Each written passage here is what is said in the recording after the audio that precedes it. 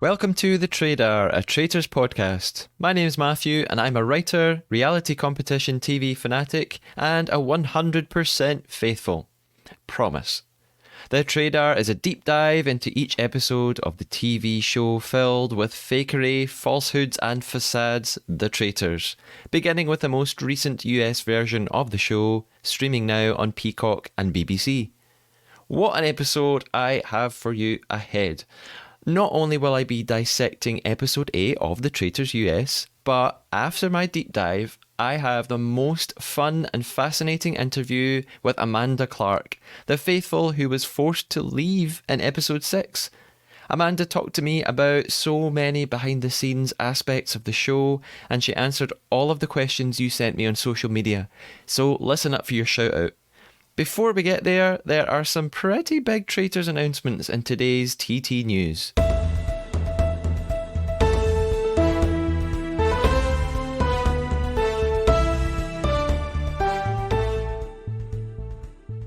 First up, a whole new version of The Traitors has arrived. Traitors España wrapped filming last summer in a castle in Spain. This version features 18 celebrity contestants and is hosted by actor and director Sergio Pérez-Mencheta, who we've seen in films such as Rambo First Blood and Resident Evil Afterlife. Furthermore, HBO Max have commissioned the series and they will be streaming it from Friday the 3rd of February. Peacock have also announced not only a reunion special of The Traitors US hosted by Andy Cohen, but also that the show will be returning for a second season officially. The season 1 reunion will be on TV on February the 8th on Peacock, and filming of season 2 will begin later this year.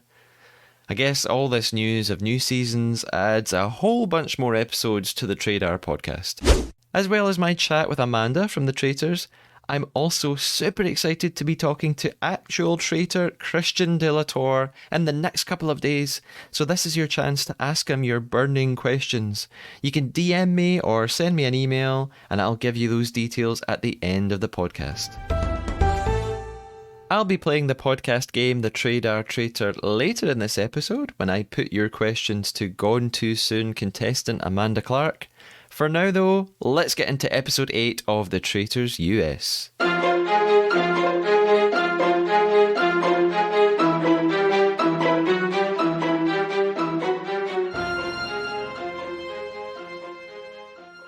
We pick up from our cliffhanger at the end of episode 7 when the Traitors are discussing who they are going to recruit as requested by Alan. They think about each one of the players. They think Andy will say no if they ask. Quentin will say no. Kate, no point in asking her to be a traitor. They need her to continue to be an amazing shield. And eventually they land on Ari. Now, Siri says that he is inconsequential. Ouch. Poor Ari. So that's who they make their decision on. They send him his letter to recruit him as a traitor. We see Ari reading the letter and he is gagged. He cannot believe what's happening. He starts to question things. He doesn't know if he can betray the faithfuls, but he does recognise that being a traitor is an advantage. And that's something that I'll be talking to Amanda about later on. So we cut from Ari. We don't know what his decision is. We go back to the Traitors. Christian and Siri are waiting. We hear footsteps. We hear a heartbeat thumping. They have their hoods down. Someone enters with a hood. Who could it be? They take up their hoods and the reaction is absolutely priceless. It is such a brilliant moment. These are the bits that make this programme. Christian looks even more surprised than Ari, and he knew that it was going to be Ari walking in the door. It's so fascinating seeing the choices that people make under pressure and seeing how devious people are willing to be even when you least expect it. Because everybody thinks that Ari's such a great guy and he's so friendly and everybody trusts him. And given the option, he's taken the chance to be a traitor straight away. And he immediately starts talking tactics within moments. He says, Rachel trusts me. So he's already in on it. He's figuring out who can we get rid of, who should we keep around. So he's a traitor already. He's been flipped. What I really need is a psychologist to guest on this podcast. I need a psychologist to discuss these things with me. So Alan tells us there will be no murder tonight, and we move straight to breakfast. At breakfast, Kate is the first to walk in, looks around, asks, did I win? Have they all left? Can I lock this? She realises, of course, why she's here. She knows that she's a shield and that she won't be murdered because she's too good to keep around. As more people filter in, we start having speculations about who's going to be murdered tonight. Christian starts sort of fake theorising about who would be a traitor with Cody, because so far Cody is the only traitor that they've actually found. Kate then drops into conversation this very interesting thing that Rachel said. Apparently, when Kate criticised the traitors and said that they were greedy liars, Rachel got very defensive and said it's just a game. And everybody seems to be really shocked by this, particularly Andy, who stops like mid-fork full of breakfast. Quentin also has this theory that Kate and Rachel's arguing is just all fake, and actually maybe they are both the traitors and they're just pretending to hate one another. But Quentin, they're not pretending, they really do hate each other. Ari walks in second last, which makes the others think, oh, Stephanie has been murdered, until she knocks on the door and walks in.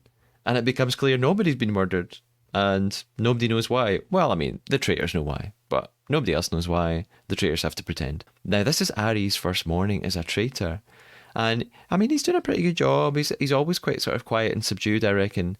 But he tells us in his interview that he is in awe of Christian and Sari. He's watching how they behave and seeing it from a totally different perspective for the first time. And he can't believe how good they are at it. Of course, 2 seconds later, Christian drops this bombshell. He announces in front of everybody that the traitors tried to recruit him last night and he said no. Now, Sari and Ari are dumbfounded at this. They had no idea he was going to pull this crazy shit. This is what I live for. Traitors doing insane, mad stuff like this that nobody's expecting. Now, it immediately does not go down well. Stephanie and Rachel are instantly discussing how weird this is, and they are incredibly suspicious of them. And they soon confide in Ari about this as well. So we move from breakfast, we start to hear some discussions around the house. Andy is starting to become suspicious of Rachel and tells Sari this. But Sari doesn't want this because she thinks that Rachel's an ally. Sari doesn't want to lose Rachel. She needs people on her side to protect her. So Sari immediately tells Rachel that Andy is becoming suspicious of her. Rachel and Andy then talk. Rachel's trying to convince Andy that she's a faithful. Andy is totally bamboozled, thinks that their friendships are blinding them, doesn't know what to think at this point. From here, we move to the mission of the episode, which is the escape cabin. It's basically an escape room meets I'm a Celebrity. Alan explains that there is $35,000 up for grabs, as well as an armory pass again. After he describes the mission sort of vaguely, giving them all the creeps, and sends them off into the woods, I think we have the most iconic line of dialogue from Kate throughout the entire series. Rachel says, I actually filmed a horror movie in a remote cabin in the woods. Kate, was it called Your Honeymoon? I have watched this about 10 times and laughed every single time. Quentin then asks Kate to please actually take part this time because no one has forgotten her throwing away the barrels of money in the barrel mission. We head into the escape room. I'm into the escape room aspect of it. I like an escape room. I'm not into the bug aspect. I don't do I'm a Celebrity. I don't get it. It's weird. It's gross. It's dumb. As the players are split up into two teams and head into the escape cabins, we realise they figure out they have to count different coloured rats. Rats? Not mice. They keep calling them mice. They're big mice, but that's because the rats. I think the rats are cute. They're not like mangy street rats. They're like white and rabbit-like. Sari, for the first time, has a meltdown in this task. She is covered in maggots and is screaming, which I'm really surprised at because I don't know Sari that well, but I know that she was on several series of Survivor in the States. So I thought she was used to like physical tasks and, nature and stuff, but she is not enjoying this. In her interview, she says that this is the worst day of her life. Possibly an exaggeration, but quite surprising. Andy is also utterly freaking out as well. Rachel is a really sweet team member at this moment. She starts telling Andy, like, you've got it, that's why we're a team. And it's actually a nice touching moment to see Rachel, helping Andy out here. After counting rats, they also have to stick their heads in tanks of bugs and creatures to find codes for locks. It's all pretty nuts. In the end, both teams win. They find their way out of the cabin, but it comes down to who's fastest. Whichever team is fastest is going to win the Armory prize, and Alan announces that the winning team is the green team, comprised of Stephanie, Rachel, Ari, and Andy. At this point, the total prize fund is $168,800. Right after the mission, the tension begins to increase. We're in the car, we're heading back to the castle. The green team start to discuss who they're going to vote for tonight. They bring up Christian, and Ari looks so uncomfortable, but this is the kind of thing he's going to have to get used to. It starts to become clear that the vote is probably going to come down to either Kate or Rachel tonight. Ari and Christian know they should vote for Rachel, and that's what they're discussing in the house when Rachel walks into the room at the worst possible moment, and they have to quickly change subjects and pretend that they were talking about Kate. And they convince her she's safe with them, they're going for Kate tonight. We also see Andy and Sari talk, and still Andy is so conflicted. Andy doesn't know should they vote for their friend Rachel. I noticed that we don't really see Kate ever discussing votes much these days. I wonder if that's because she doesn't really have any friends left, so possibly no one wants to talk to Kate that much. And even if they do, we know what Kate's going to say every day, all day. It's Rachel. She hates her. She thinks she's a traitor. We move on to the armory, and what is going on? Ari wins the shield for the third time in a row. How is this happening? If you listened to episode 7, my guest Lindsay described him as the Shield King. The Shield King he is. We then swiftly move on to the climax of the episode, and what a climax it is. We're at the round table. Now, I reckon smaller numbers of players equals higher tension. It's these final episodes that are the best. We know the players better, they will know one another better, and the idea that they're being lied to by the people that they've been around all day for more days is even worse. No one wants to begin the discussion tonight until dependable Kate finally speaks up and simply says, Rachel, I'm voting for you tonight because I think you're a traitor. Rachel basically echoes the same back at her. Kate then clarifies that she reckons, well, Rachel has been in Big Brother and she thinks Rachel's quite cutthroat because she's played games like this before where she has to be very strategic. Stephanie then steps in defence of Rachel and points out that Kate has voted for strange people along the way, including not voting for Cody at his banishment, so that makes her look a bit shifty. Andy also steps in and casts doubt on their friend Rachel. And again, Andy is obviously just finding this such a struggle and doesn't know what to think and doesn't know who to trust and doesn't know what to say. The attention then really just begins to slide towards Rachel from everybody, and it seems inevitable that she is probably going to be banished tonight. Alan even has to get quite strict at this point after their discussions and it's time to vote. Rachel continues to talk, and he reminds her the time for talk is over. Again, this is something that I discussed with Amanda in my interview right after this. Now, the music is building to such a crescendo during the name writing. I was sure the episode was going to end right then without revealing the result. And that's the genius of the production of The Traitors. I have watched this more than once and I still feel anxious. I rewatched it before recording this podcast to remind myself of everything, and I ended up just watching the entire roundtable all the way through, no skips, because it's so intense. Rachel is the first player I've seen continue to argue during the voting. She keeps defending herself. She's really getting emotional. She even starts swearing and they have to bleep her. Kate votes for Rachel, and Kate's vote is kind of the deciding vote. At that point, there's no turning back. And she tells Rachel, if I'm incorrect, I'm okay with it because I find you really offensive. So the bitter rivalry is alive until the bitter end. Rachel is then banished with every vote except one from Stephanie, and her exit is really furious and really quite difficult to watch. I think it's so uncomfortable. After Rachel's banishment, suspicions then turn towards Christian. Now that they realise they still only have ever found one traitor, and that was Cody. Kate suspects Christian, And she says this in front of Ari, which again puts him in a really awkward position. Kate then says the same thing to Sari separately. And at this point, it looks like the traitors might have to do to Christian what they did to Cody. They might have to turn on their own. Even Stephanie starts to voice her opinions about Christian.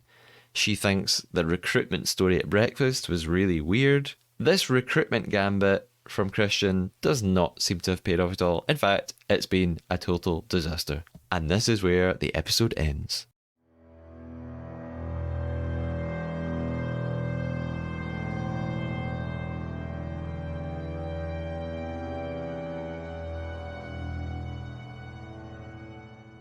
My overall thoughts on episode 8 are that it was an incredibly intense round table. It's intense because Rachel gets so emotional and so furious, understandably, and you would be at this point in the game. You've made it so far, you're almost at the end, and then everyone except one person around the table turn on you, even the people that you thought were your friends. It must be so incredibly frustrating to have everyone accuse you of something that you know you're not guilty of. And she's finding it really difficult to separate the game from reality. Again, it would be. We're also left with this amazing setup now where almost 50% of the remaining players are traitors. So who are the faithfuls going to look to now? Well, to help delve even deeper into what this must all feel like, it's time for our super duper main event. A couple of days ago, I spoke to the absolutely lovely Amanda Clark about all things traitors, from her application process for the show to her experiences on set, and of course, why she had to leave. I put all of your questions from social media to her too, so thank you for those. Let's go ahead and listen to everything she had to say. I'll add in a spoiler warning here too. The first half of our interview is pretty spoiler free, but when you hear this sound, that means there are spoilers coming for the rest of the season. So if you haven't seen the final couple of episodes of the Traitors US, you might want to skip that part of the interview.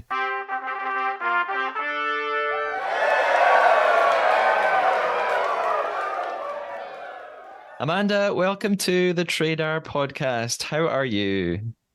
Hi, good morning. I am so excited, Matthew. I am doing so well, and I can't wait to see how much fun we're going to have today.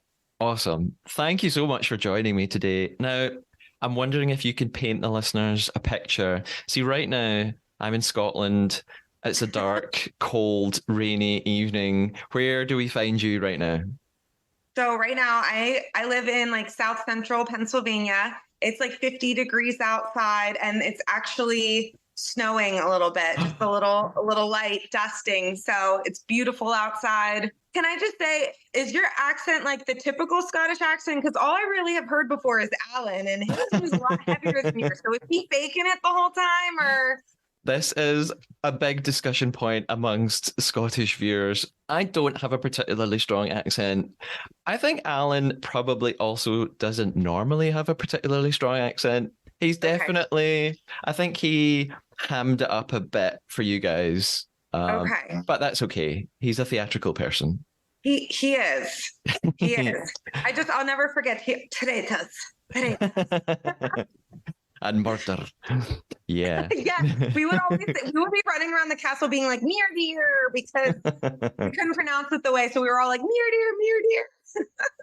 deer." I'm glad you're as fascinated by Alan's accent as much as we all are. Oh my gosh, yes, I loved it. And his eyebrows. He has great eyebrows. He does. So before I ask any more questions, Amanda, I want to introduce you to the game that we play on the Traidar called the Traidar Traitor.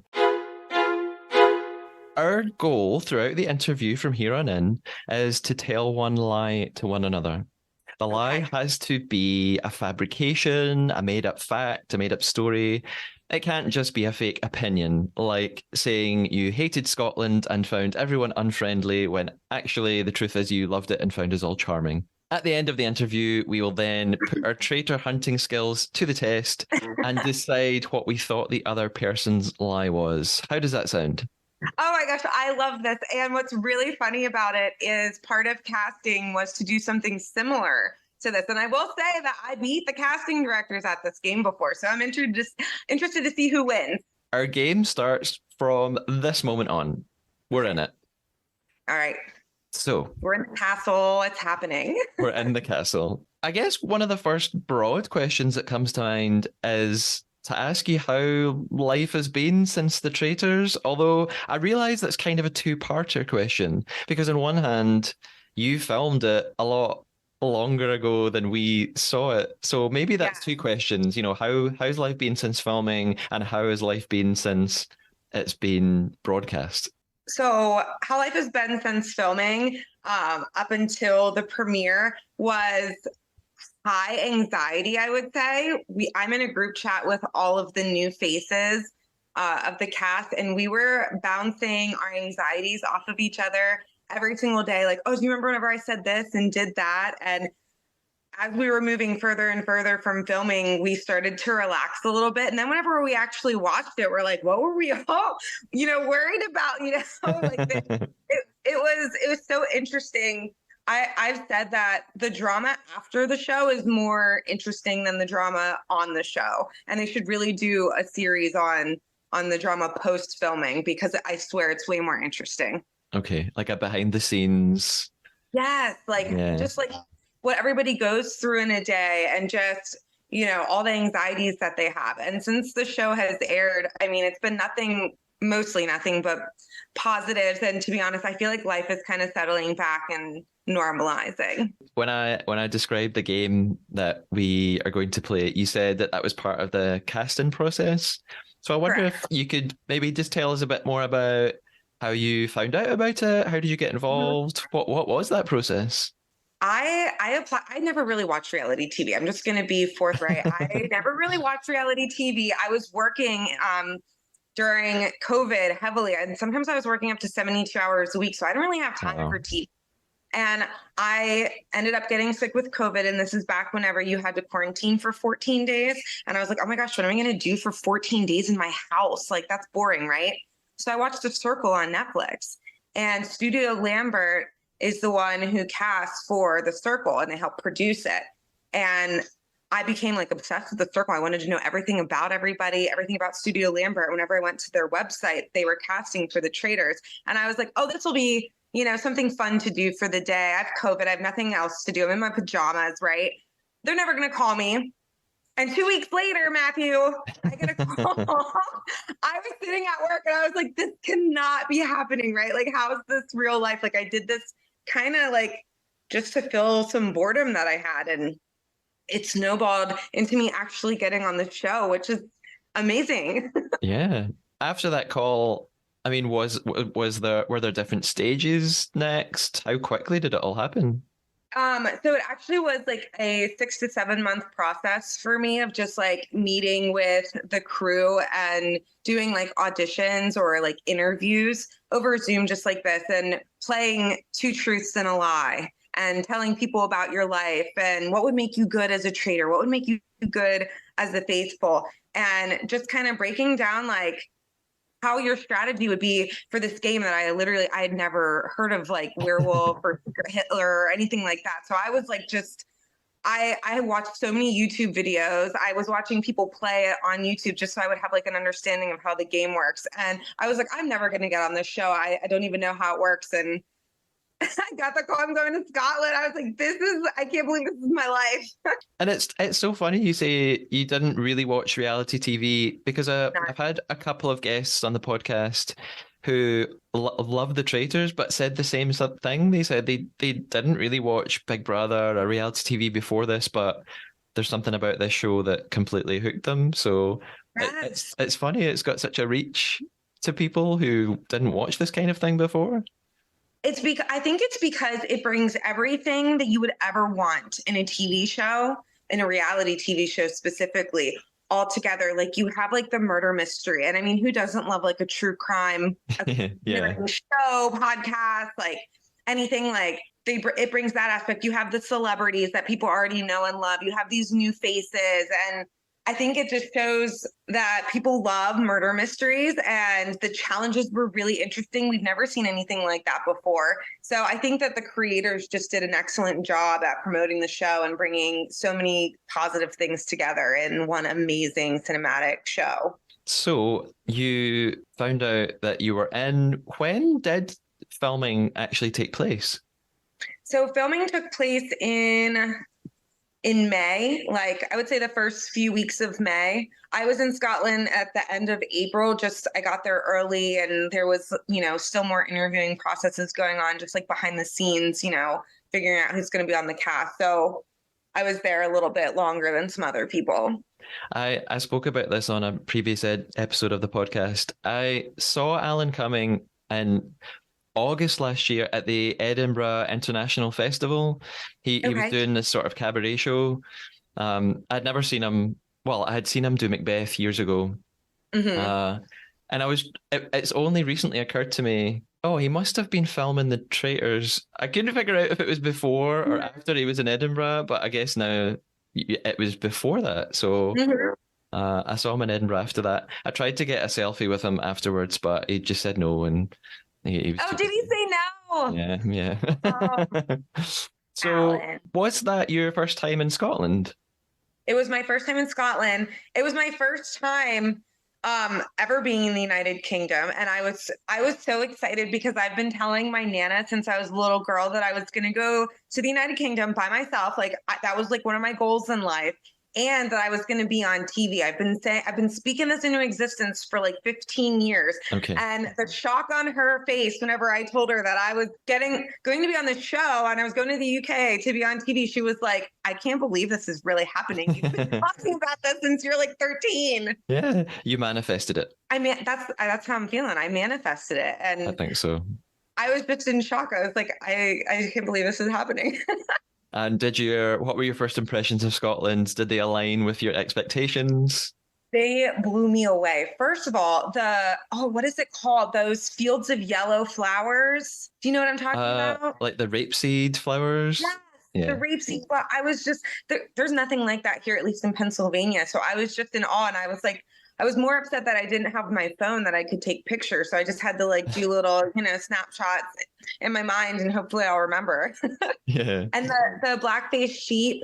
I've never Yeah. seen a black-faced sheep before, and I know that's something that Michael had said too, like not something that you would find in Pennsylvania or Kentucky. So it was beautiful, and I loved how we had to stop and like let the sheep go across the road. It was just a whole different experience, Yeah. and the food is amazing.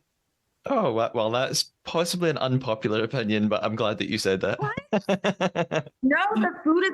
I didn't know. Oh my gosh, I didn't know that creamer wasn't a thing in the UK. Yeah, no. So not I a have thing. not used creamer since I've come home because they educated me on how bad it is for your body. So I feel like, I'm basically like a health guru now since. I think you're the first person to say they've left Scotland a health guru. No, the food was so good. Okay, well, that's good. I'm glad you had a good culinary experience. Another question related to that I see people asking all the time online and talking about is, and you may be about to break the television illusion here. Did you stay in the castle? Oh my goodness. Everyone's been I do Q&As on my Instagram, and I probably get like 30 questions of did we stay in the castle? So my best answer to this is Alan did an interview where he kind of like spoiled it for everybody and said that we Okay. did not stay in the castle. I'm going to tell you that we did stay in the castle.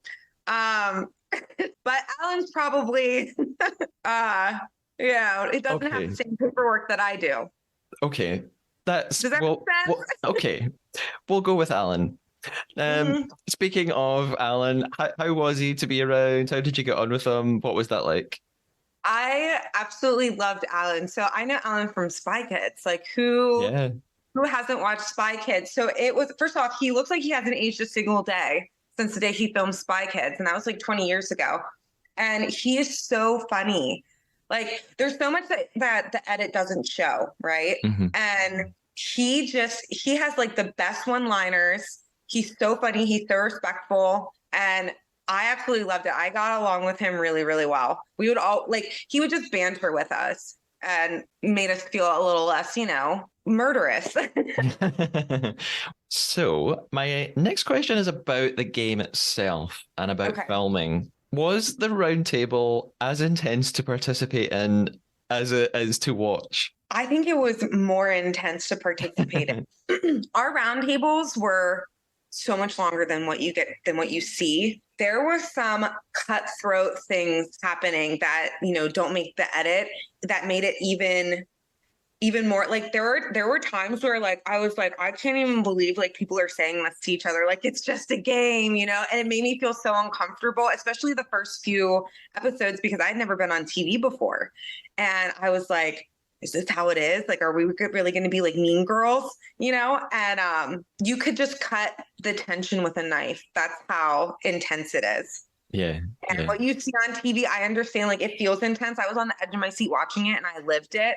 But being there, I sweat so bad. I had like armpit sweats just like pouring out because I was so intimidated by the first few roundtables. For anybody to play that game, like that's what fascinates me about the Traitors is how I you can correct me if I'm wrong. I guess that it just psychologically messes with you and makes you second guess everything and everyone. I mean, is that what it's like? I felt like I truly didn't know who the traitors were until we sat at the round table. Like, I could have gone all day being like, so and so's a traitor. And then whenever we got to the round table, just like listening to what everybody had to say, I was like, okay, so maybe they're not, and maybe this person is. Or it was at the round table, I feel like that's where you could really sense who were faithful, because just how people like were shaking in their voice. Like whenever we banished Kyle, like I knew that he wasn't a traitor just the way he was defending himself. But like, it's so hard because by then, like everybody's made their choice. Another question connected to that. Now, this question came up in the last episode of the podcast. My guest, Lindsay, and I were talking about episode 7, and we both wondered, are you told to sort of stop speaking during the voting? Because the impression on TV is that when people turn over the names they've written down, people don't tend to keep defending themselves at that point. It seems a lot quieter. Is that kind of a rule that's imposed on you? Like, don't speak at this point? Or is that just naturally that everybody is quiet? So we were just given kind of like a timeline. Like, this is, say it now and everybody's going to, have to speak. And that's something that I really respected, because like the first round table, like people kind of were talking over each other, and like the bigger personalities kind of overpowered the new faces. So they really did a great job at like giving everyone an opportunity to speak, but whenever it's time to vote, like we're done. So I think it's a mixture of both. Yeah. And I've noticed a couple of times you've mentioned like the new faces. Do you mean people who hadn't been on like a reality show before? Yes. So we've been called so many things. We've been called peasants. We've been called the civilians. We've been called the normies. By Reza called us the normies, which, at first I think a few of us were kind of like, ooh, the normies. And we're like, oh, now we're just embracing it. Like, we're the normies. That's okay. But I think new faces is how we would prefer to be, addressed, because we're fun. We're new faces, and hopefully you're going to see us again. So yeah, I think it's just like a nicer way of saying like peasants, It's a nicer term. Well, the thing is, though, I guess for people watching in the UK, we don't recognize most of the contestants anyway. Okay. Most of the reality shows that people had been on aren't that well known in the UK, I wouldn't say. So most people, for me, were not really known. I knew Ryan Lochte because he's an Olympian. During casting, did you know that it would be sort of this half celebrity thing? Not at all. So I didn't know that there was going to be celebrities until we pulled up on the train, because it was like, where's the other half of the cast? Like, where? And then everybody started, not everybody, but a lot of people started kind of like freaking out and screaming. And I see all these beautiful, like well-dressed people. They all, are fabulous looking. And I'm like, who? I don't know if I can swear on this podcast. So I was like, who the fuck are these people? And Michael was sitting next, like near me, like across the aisle on the train, and he was having a fangirl moment. He was squealing, and he was like, oh my God, it's Serene! And he loves Stephanie. He loves Rachel. So, I mean, Had to give me like a 1 minute like intro to everybody. And somebody had said about Ryan Lochte, and I remembered his name from the Olympics. So he was the only person I was familiar with. But I got him and Ari confused because I didn't actually know what Ryan Lochte looked like outside of a Speedo. So I was like, That's understandable. This next question involves me giving a spoiler. Maybe I shouldn't do this. Have you seen the UK Traitors? I actually have not seen the UK Traitors, but I talked to a few of the UK cast, Ryan in particular, and I think that he wouldn't mind if I shared that information, but we talk pretty much every single day. So I already know so much of what happened on the UK version, but I actually haven't watched it for myself. And I obviously know who wins too. So at the end of the UK version of the Traitors, in the final episode, a traitor, Kieran, is banished. And he makes it very clear as he's leaving and he stands in the circle of truth. He gives the other players a very big and obvious hint about who the remaining traitor is. Oh my gosh, so I've heard about this. Tell me more. I mean, what do you want me to? Yes. Okay. It's a shame because Kieran was a really, really late recruit. I think he only got recruited one episode before. Mm-hmm. And then we're down to like the final 5 people. They vote him out, and they're right, he is a traitor, but the traitor who recruited him turned on him and sort of betrayed him and also voted him out. Was this Wilf? Yes. So Kieran gives lots of sort of head nods and glances towards Wilf and uses the phrase, "I'm giving you a parting gift," and basically writes Wilf's name down and keeps looking at him. He's basically saying to the other players, Wilf is a traitor. I'm looking at him right now. And some people thought that was like cheating and it was unfair that he kind of ratted him out. So obviously some people just thought it made it great TV and it made it such a great, exciting climax.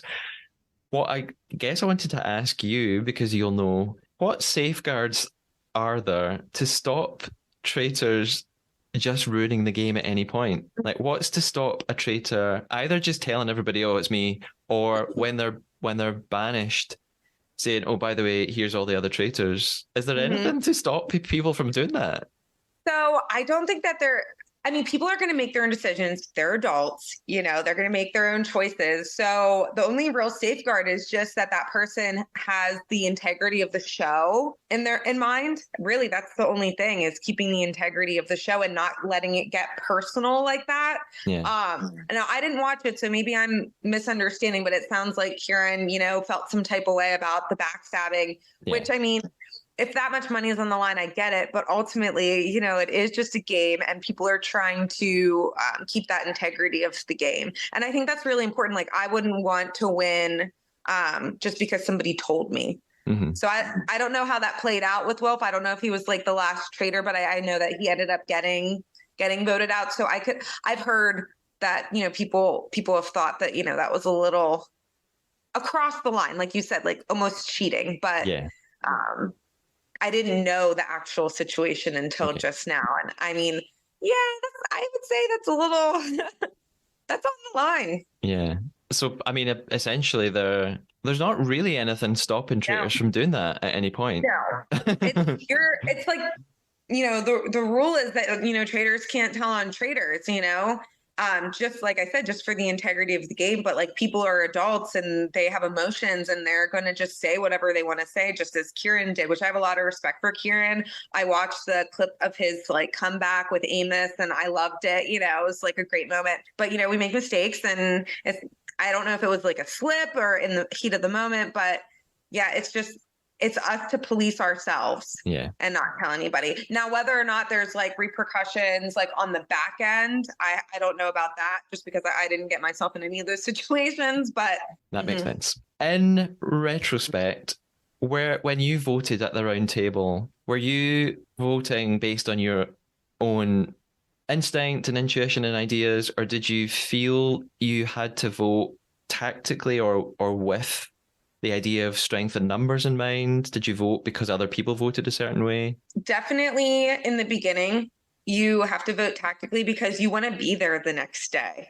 And so voting with the group is safer. And I think that people from the outside looking in, it's really easy for people to say, well, why did you vote with the group? And why didn't you do this? And why didn't you do that? But as we saw with Azra, once you started to go against the grain, especially if you were a more quiet person, it made you a target for the traitors to frame other players. And we were all there for the money, honey. So if we could have just sat back and voted with the group and, got halfway through the show, then that's one step closer to the money. I think that it got easier as time went on and the numbers dwindled to vote against the group. But to just kind of like go out on your own and like if I would have voted for like Suri or Cody, like that would have made me like an instant target. And anybody who would have, challenged me, the traitors probably would have killed me off just to frame them. So it was just to protect myself. And you don't see a lot of that. And like, you don't get to see a lot of that with like the edit. And that's like the one thing I'm disappointed about is because like there was so much going on. Like there was so much strategy and alliances that you don't get to see. So much. I guess there's an obvious question I haven't asked you. Did you want to be a traitor? Were you disappointed that you weren't a traitor, or were you happy? Gosh. Oh no, I was so disappointed. I wanted to be a traitor so bad. I was like, I feel like I was fighting to be a traitor. Like I was like, please be a traitor. In my first MIV, I was like, I would be such a good traitor, but they chose who they chose, or like, I don't know if it was Alan. I honestly don't know how they chose who was going to be the traitors. I mean, they chose really well. I mean, the traitors won, but I think that being a traitor is the only way that you're going to have strategy from the beginning. And it gives you such a huge advantage in the game. Yeah. Sort of logically, I guess you've got an advantage because as a faithful, you can either be voted out or you can be murdered. But as a traitor, only one of those things can happen to you. So you've inherently got an advantage. Yes, and like you can share your strategy more. Yeah. So I obviously would have wanted to be a traitor, but I was the faithful through and through. I tried to own it and was like, all right, let's make this money. Yeah. So Amanda, Christian is trying to call me right now. Hold on.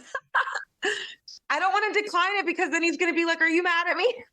That's okay. It's okay. Okay, it's done. We're done. Oh, and now he's trying to FaceTime me. Okay. All right, we're good. Okay. All right. You sure? Okay. Well, if anybody's wondering if I'm friends with Christian, I am. So, Amanda, I have been sent lots of questions from people online to ask you. I'm going to start with the question that Martin Hart on Facebook and about 20 other people asked me. Okay. And it's the question you've probably asked 100 times. Why did you leave the show? So the best way that I can say this is COVID got me in and COVID got me out. I applied to the show because I was COVID positive and had nothing else to do. And I tested positive whenever I was in Scotland. And part of the rules is, you can't endanger the other players. And me being COVID positive on set would be an endangerment. So I was removed from the show, unfortunately. And I was doing so well. I was killing it, Matthew. Did you have to do routine tests or did you feel unwell? And No, we were doing routine tests just because, you want to keep everything safe, integrity of the show. And I thought that it was great that they were testing everyone every single day. But ultimately, I tested positive. And the only issue that I was really feeling is a sore throat. But I thought that was just from like screaming and talking all day. You might not see it. Like a girl was screaming, I was chatting all day long. And I was like, oh, my throat's starting to hurt. But it was COVID. Yeah. Now, Stephanie on Instagram and Louise Ryan on Facebook both asked the same question. They asked, who did you think were the traitors before your departure? Okay. So this is something that you don't really get to see in my edit, and it was changing every single day depending on people's behaviors. But I will say that whenever I got up for the morning to film the 6th episode, before they came to my door telling me that I was COVID positive, the 4 people I had on my list were Shelby, Sari, Christian, and Cody. No. They were the 4 people that I was really suspicious of. I was really suspicious of Shelby. And it turns out she had just lied about being a kindergarten teacher. But I was picking up something was not right here. And I think that's why I was really suspicious of her. I was suspicious of Suri because she had been murdered. So a lot of the more quiet people had been murdered. And Ryan, who they couldn't use as a shield because everybody believed that he was a faithful, had been murdered. And I was kind of like, okay, so if we're following this pattern, then people that haven't been accused of being traitors should really be who they're getting rid of. Nobody was talking about Suri. My name had been said. You don't see it in the edit. I mean, pretty much everyone's name had been said, but no one had ever said Suri. So it didn't make sense that she was still in the game. I was just very suspicious. And she didn't really talk that much unless she was agreeing with what you were saying. So I thought it was really suspicious. Christian was just, I mean, you watched the show. I mean, Christian was just overzealous and very confident. And he's like that in person, but in the game, a lot of people were starting to catch on to that. And they were starting to get suspicious of him. And Cody was just an emotional wreck. And they ended up showing that in the edit. Poor guy had bags underneath of his eyes. He was like, I'm never doing anything like this again. And it's like, why? Traitor vibes. I want to do it again. Like, I was already like, oh my gosh, I would do this show like every single year. And he was like, I'm never doing this again. And it's like, okay. Yeah. A faithful wouldn't say that. But even then I didn't, the numbers weren't on my side anyway. So like I said, you had to vote with whoever they were voting out. So at what point did you find out who the traitors were? I mean, did you watch it at the same time as everybody else, and that's how you found out? I knew who the traitors were officially, probably like within just like a week of filming, just because like we all talk. Yeah. And I was like, not surprised. Like I was surprised about Shelby. I was like, oh my gosh, I could have sworn that it was her, but everything else made sense. And, we all knew that, Suri had won long before it aired, and just super happy for her. She played an incredible game. Yeah. And I have a question. It's not a direct question that someone sent me, but it's something I've seen various people debating. There's this weird like Mandela effect going on where people are convinced they heard Alan say something that I don't think he ever said. And you can clarify this. Oh my gosh, I feel like it's going to be the same Mandela that I was just talking about in the group. Oh my gosh, I was literally just talking in the group chat about a Mandela effect. Was it that Alan said there's at least 3 traitors? Yeah. Did Alan like specify how many there were? So we're talking about that right now in our group chat, because I'm like, guys, I swear that Alan said there's at least 3 to 5 traitors. I swear he said it. And some people are saying that he never said it. So that's so funny that you mentioned that. Okay. I get a guest on episode 5 of my podcast called John was sure he had heard Alan specifically say there were 4 traitors. And then someone else saw online was adamant that Alan had specifically said there were 3 traitors. So people have these completely different memories of what happened. I have no memory of this at all. I didn't, but I guess, I wasn't there. You were there. I could have sworn, like, I would have put like my farm on the line and said that Alan told us that there were, 3, but no more than 5. Like I would have bet like my entire farm on that. And so I don't know what the truth is. We're still trying to navigate what the truth is, because, and people have really come after Andy and Quentin about the ending. Yeah. And that you guys don't know math. There's like memes about it on Twitter. So the viewers are not the only ones experiencing this. The cast are also discussing it. Like my group chat right now is going off, and that's what we're discussing. So I think that's so funny. So to the viewers, like I mean, they're as confused as we are. So it's an ongoing mystery. It is, but I mean, like I still would bet money that we were told that, but. Okay. No, not really anyone's agreeing with me. I still feel like I'm playing the game. Stephanie from Instagram has another question. She asks, was Brandy's exit too early considering what great TV she could have been? Listen, I get like great TV. Like people want to watch TV. Awesome. You know what? I was there for the money. I couldn't give a shit about great TV. I cared about $250,000 in my bank account. So I don't care if it was Brandy, Kate, Reza, Christian, anybody going home before me was a positive. So I mean, Brandy was an ally though with me. Brandy liked me. I liked Brandy. So it would have been great if she stayed, but ultimately I didn't want anyone else taking that money. So I didn't care who left as long as it wasn't me. Yeah, you were in it for the game. Yes. And so many, I feel like a lot of people, celebrities maybe not all of them, are in it for like screen time. I was not in it for screen time. I wanted that money, honey. Caroline Bergeron on Facebook asked a couple of questions we've kind of touched on. She asks, how well do you think it worked with the mix of celebrity and new faces? And do you think the new faces were shown enough? I don't think that the new faces were shown enough, unfortunately. I wish that they would have introduced us and kind of given like a backstory, but I also understand that this is not that game. It was interesting seeing I call it the class divide between us. And like I said, some people really weren't there for the money. Some people really needed the money, for things going on in their lives. So it was interesting in that aspect. And I understand why it made good TV. I think in the future, they should just do an all celebrity cast or an all new faces cast. But that's just my humble opinion. But I love that I got to meet, Ryan Lochte and Suri, Stephanie. I'm best friends with Rachel now.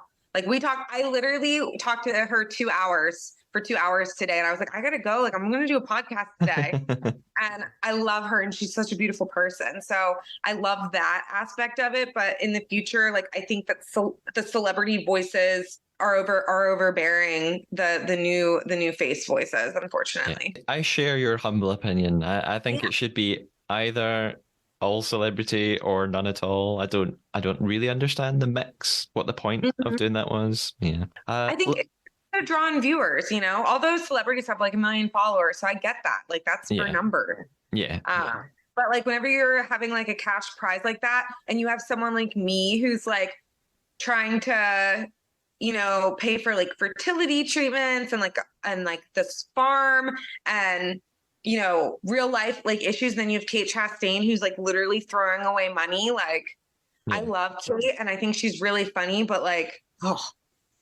that like hit me deep whenever I watched that. That was hard to watch. Yeah, it was. Yeah, I can imagine it's frustrating. Some American families don't even make $600 a week, and there she is just throwing it out. I mean, great TV, but come on, Kate. Lizzie Lambert on Facebook asks, what did you think of the ending, the finale? What was your reaction?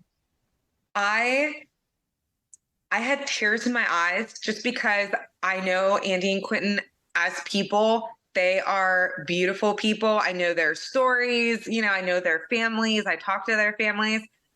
And I knew how much they wanted it and how much they trusted Suri. So I feel like I was like experiencing all of their emotions, even though I wasn't there.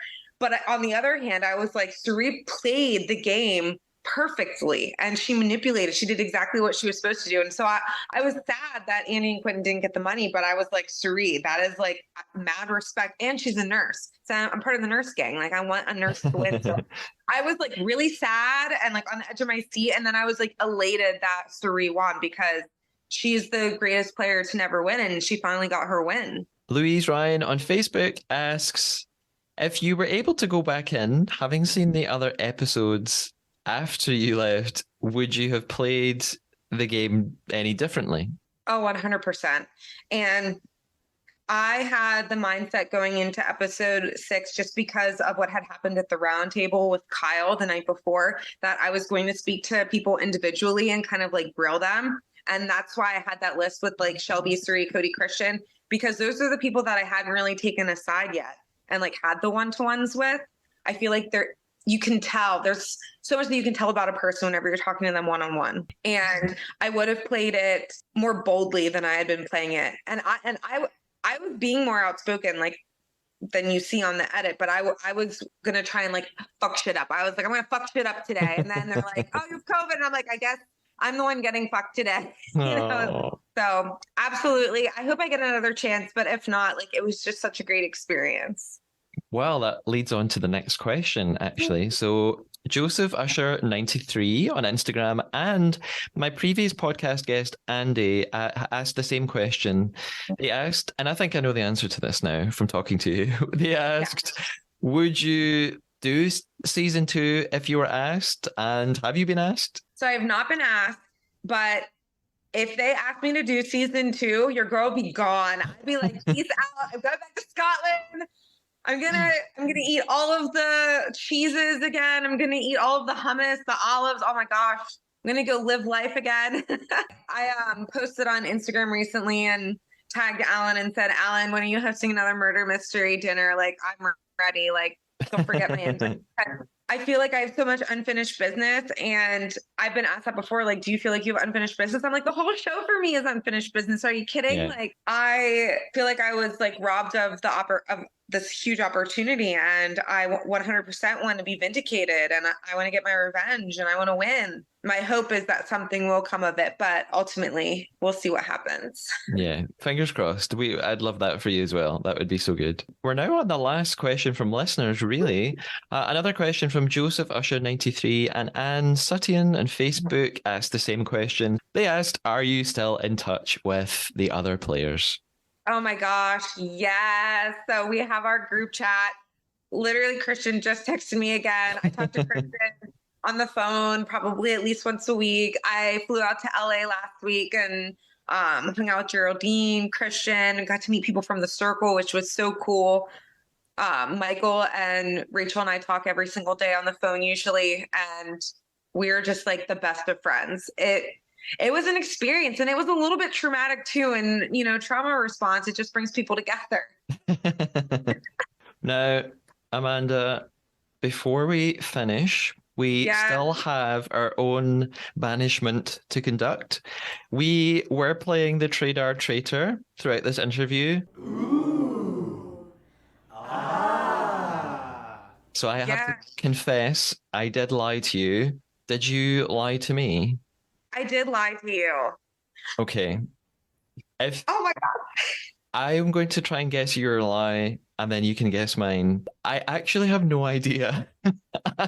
I've really been paying attention and focusing, and I still can't think of anything you said that I don't believe. So you're obviously a very good liar. Thank you. I'm going to say one thing. I don't even think this is your lie, but it's all I can think of.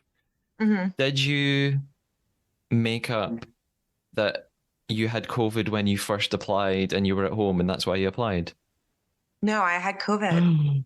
Yeah, I knew. I detected nothing else out of sorts. No, Okay. do you want to know my lie? Okay, tell me your lie.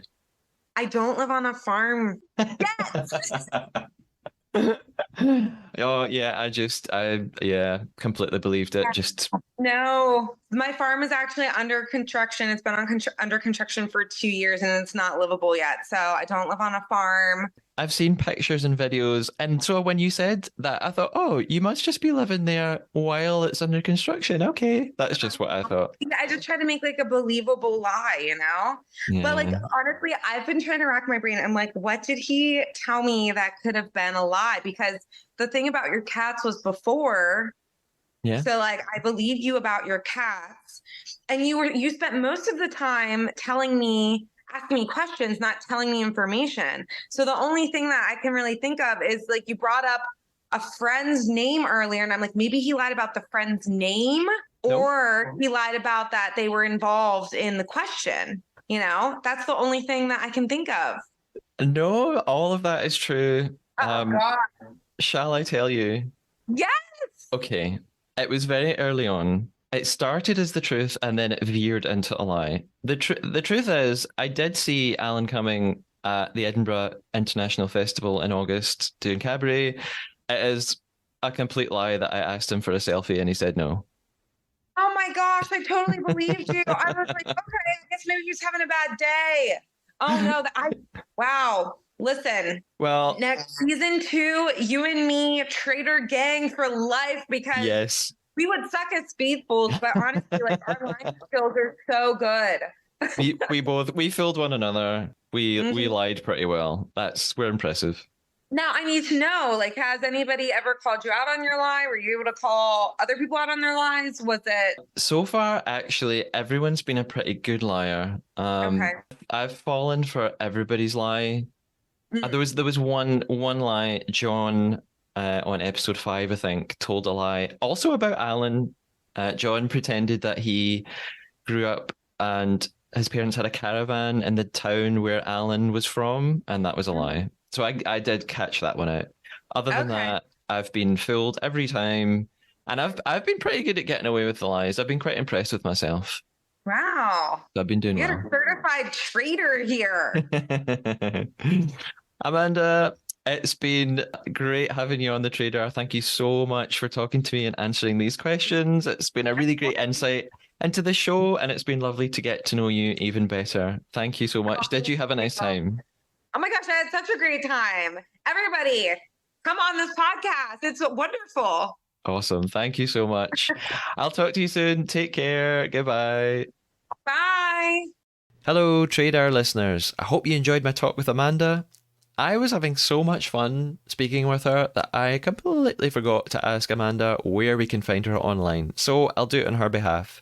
You can find her on Instagram at _Amanda Stoner. She posts stories every day connected to the Traitors and her castmates, as well as updates on her farm renovation, where she is not living, as we've now discovered. A reminder that I'll be talking to Christian from the Traitors in just a couple of days, so let me know what you want me to ask him by sending me a message on Instagram at the Traidar Podcast, or on Twitter at the Traidar Pod, or you can email me at thetraidarpodcast@gmail.com. I'll be back with the penultimate episode of this series of the podcast to talk about the penultimate episode of the Traitors US. Until then, stay faithful.